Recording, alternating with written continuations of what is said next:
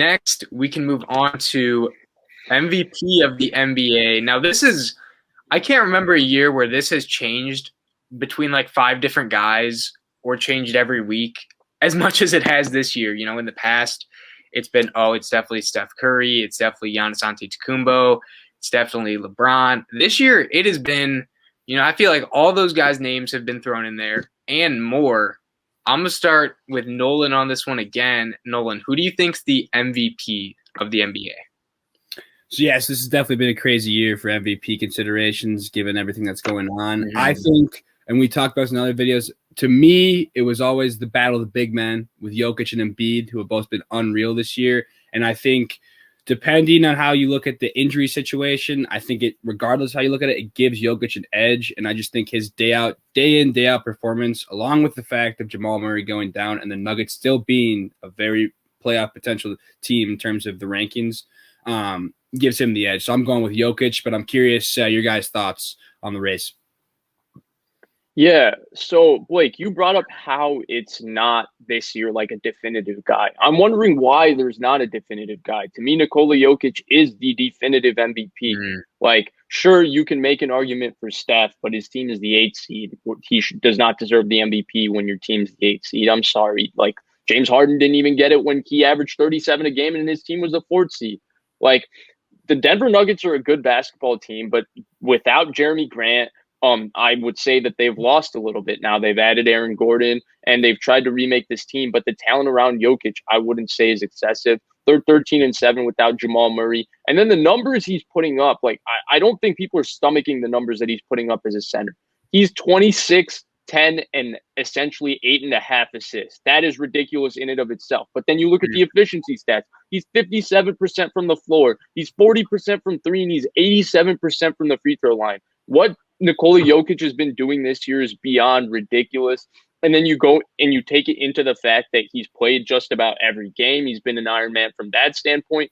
And he's got the Denver Nuggets right there on the precipice of essentially being the 3 seed in the West with Jamal Murray not playing 20 games and with the supporting cast around him being very inconsistent. I think that this is a no-brainer. Like, respect to Steph, respect to the other guys, that Chris Paul, the other guys, Embiid. But to me, Nikola Jokic is a clear ahead above the rest. Yeah, I'm with you. And I think the Jamal Murray point really drives it home. They missed their second best player. He's just done for the season. You think there'd be somewhat of a fall off, like, they're missing him. He's their second best player, great scorer, obviously. They're 13-7 without him.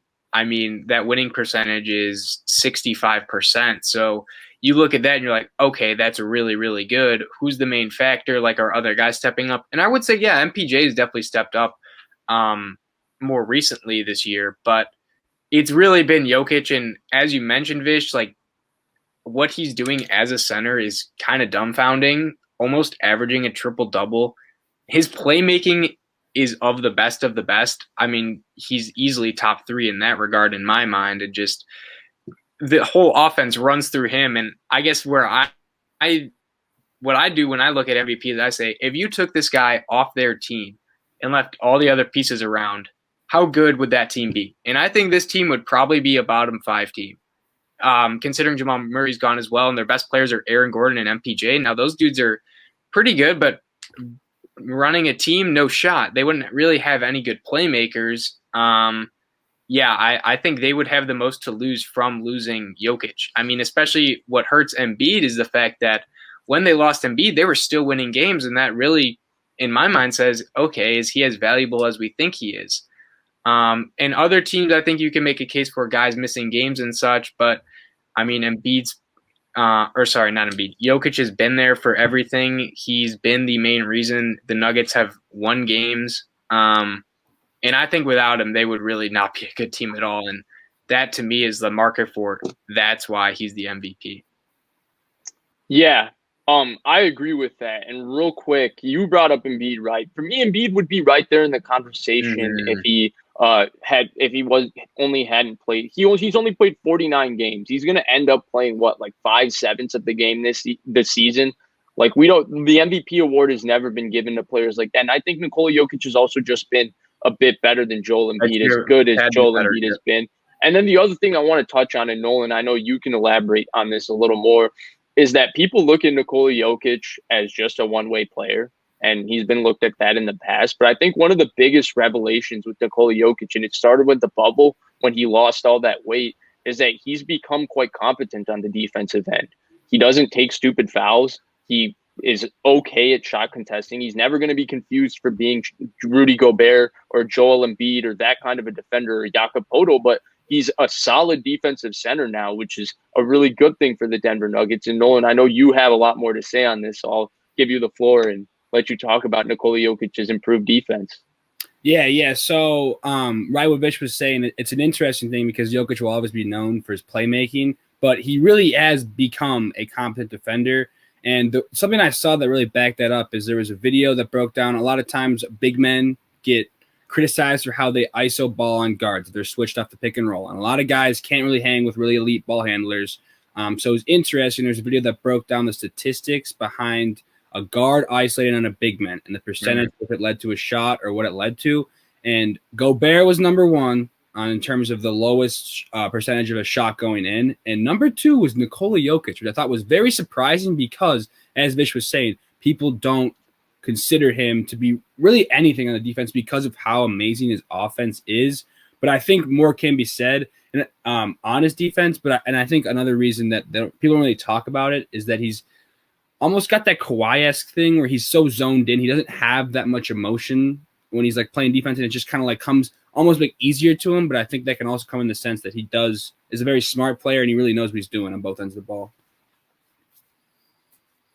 That's a great point. So yeah, Nikola Jokic MVP. Any year we're at the beginning and went from Bron, there was Embiid, Steph Curry's been in the Luka Doncic has been in the conversation too. Luka Doncic was talked about a lot. CP3, CP3, tons of names, more than I feel like most years. But Nikola Jokic. To me, also start to finish, it's kind of should have been Nikola Jokic. I don't know why every time it looks like it's him, we need to have a conversation about another guy. Like, a lot of people are having really great seasons, but I think it's time we actually give props to Nikola Jokic, who's a center who handles the ball for his team and is averaging 26, 10, and 8.5. Like, these numbers are ridiculous. Wait, Campazzo's the point guard, Vish. Come on now. We know that. Campazzo's the main playmaker. All right, only kidding on that. But yeah, no, Jokic, awesome.